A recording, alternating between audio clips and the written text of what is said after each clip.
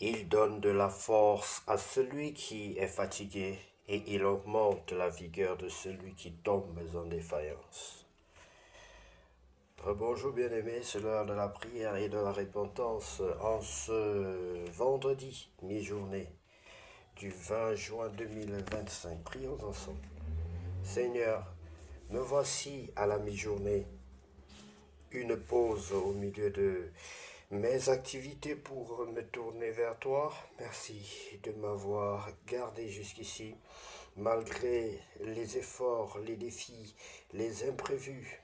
Merci pour chaque souffle, chaque pas, chaque parole que tu as inspirée. Seigneur, je te rends grâce pour cette matinée écoulée. Si j'ai été distrait, pardonne-moi. Si j'ai été impatient, calme mon cœur. Si j'ai été découragé, relève-moi.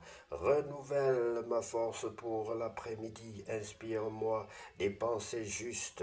Guide mes choix. Donne-moi la paix dans les relations.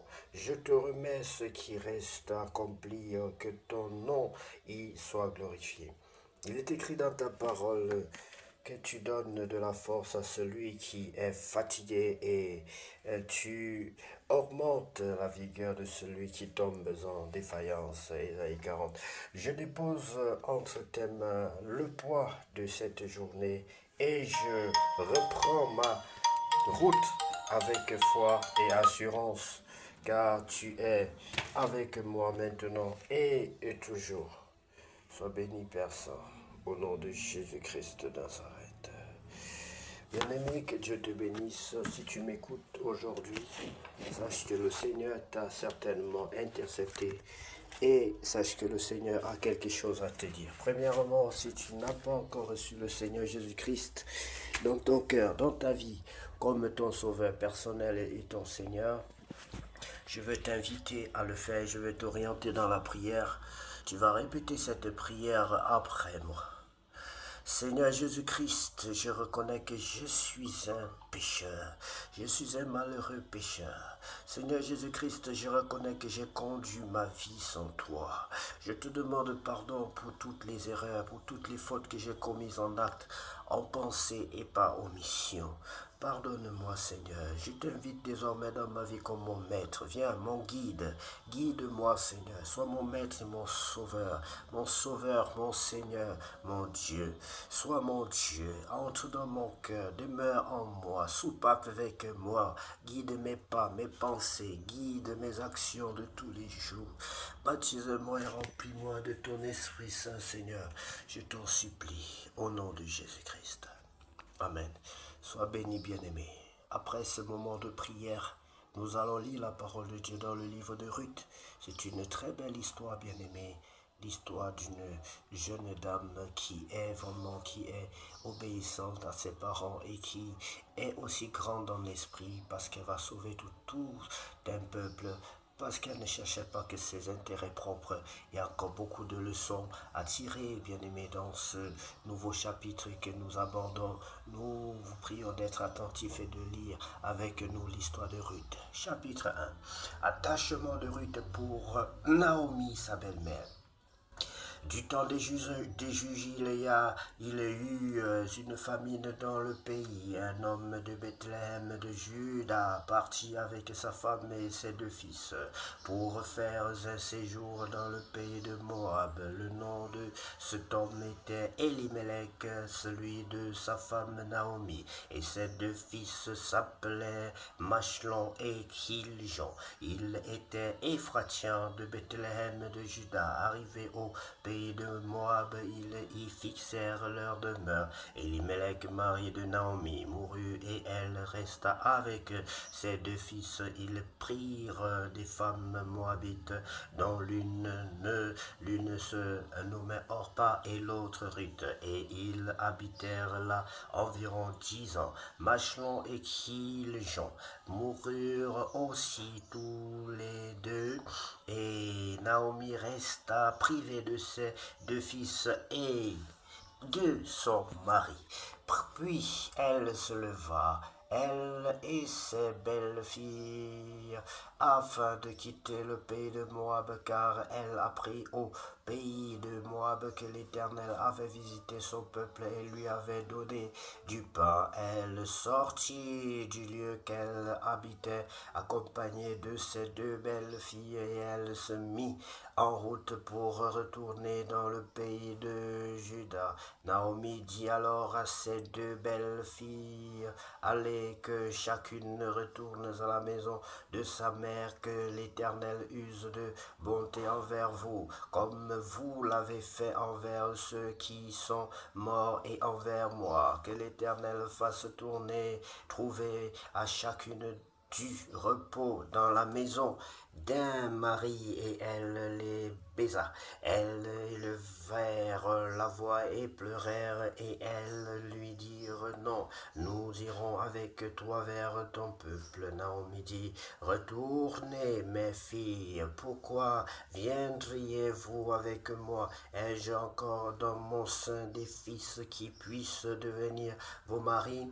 Retournez mes filles, allez, je suis trop vieille pour me remarier, et quand je dirai j'ai de l'espérance, quand cette nuit même je serai avec un mari et que j'enfanterai des fils, attendriez-vous pour cela qu'il ait grandi? Refuseriez-vous pour cela de vous marier? Non, mes filles, car à cause de vous je suis dans une grande affliction, de ce que la main de l'Éternel s'est étendue contre moi. Et elles élevèrent la voix et pleurèrent encore. Orpa baisa sa belle-mère, mais Ruth s'attacha à elle.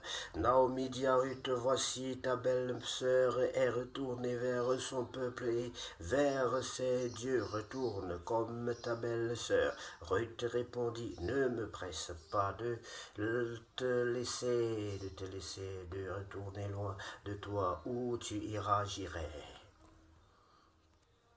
Où tu iras, j'irai. Oui, bien-aimé, le bien que vous semez aujourd'hui, vous l'aurez certainement demain. Où tu demeureras, je demeurerai. Dans la semence, pendant la période de semence, on souffre, bien-aimé, on s'abstient de beaucoup de choses. Et c'est ce que cette jeune fille est en train d'endurer. Elle accepte d'endurer, de ne pas courir après les maris, de chercher d'abord l'essentiel. Je demeurerai, ton peuple sera mon peuple, et ton Dieu sera mon Dieu. Où tu mourras, je mourrai, et j'y serai enterré. Que l'Éternel me traite dans toute sa rigueur. Oh, si autre chose que la mort vient à me séparer de toi. Naomi, la voyant décider à aller avec elle, cessa d'insister auprès d'elle. Elles firent ensemble le voyage jusqu'à leur arrivée à Bethléem, et lorsqu'elles entrèrent dans Bethléem, toute la ville fut émue à cause d'elle, et les femmes disaient, est-ce là Naomi? Elle leur dit, ne m'appelez pas Naomi, appelez-moi Maraka. Le Tout-Puissant m'a rempli d'amertume. J'étais dans l'abondance à mon départ, et l'Éternel me ramène les mains vides. Pourquoi m'appelleriez-vous Naomi, après que l'Éternel s'est prononcé contre moi et que le Tout-Puissant m'a affligé? Ainsi revinrent du pays de Moab Naomi et sa belle-fille Ruth à la Moabite. Elles arrivèrent à Bethléem au commencement de la moisson des orges. L'histoire suivra, bien-aimés. Consacrez 10 minutes de votre temps pour lire la parole de Dieu. Consacrez quelques minutes de votre temps, même si c'est 1 minute ou quelques secondes, bien-aimés, mais soyez réguliers. Et vous verrez un changement dans votre vie, bien-aimés. Vous pouvez consacrer des heures, des mois pour aller voir un homme qui prie pour vous, alors que vous n'êtes pas fidèle avec Dieu. Vous ne lui consacrez pas quelques minutes par jour, voire même quelques secondes, et de manière permanente pour voir si votre problème va changer. Bien aimé, je vais attirer votre attention sur ce que Dieu appelle la fidélité. Dieu ne regarde pas forcément la quantité. C'est-à-dire le jour que tu as décidé de prier ou de jeûner, tu fais beaucoup. Tu vas jeûner 2 jours, 3 jours d'affilée et après tu vas faire un an sans plus jamais jeûner. Pareil, le jour que tu as un problème, tu pries beaucoup et après tu pries plus. Mais c'est ça, Dieu veut des gens qui soient constants, bien-aimés. Dieu veut que tu sois constant. Dieu veut que tu sois constant. Si tu as décidé 1 seconde chaque jour que tu vas te mettre à genoux, chaque jour 1 seconde te relever, fais-le jusqu'à le retour de Jésus et tu verras, il te dira, bon et fidèle serviteur. Dieu veut l'insigne de la fidélité sur notre vie, l'insigne de la régularité, la fidélité dans la régularité, dans ce que nous faisons, bien-aimés, que nous le faisions en permanence. Que Dieu vous bénisse abondamment et puisse cette journée, une fois de plus, être la plus belle, la plus glorieuse. Que la santé soit avec vous, que la santé de Christ. Que Dieu vous donne une santé de fer. Que la joie, la paix du Seigneur soit avec chacun de nous. Au nom de Jésus-Christ, nous avons ainsi prié. Amen.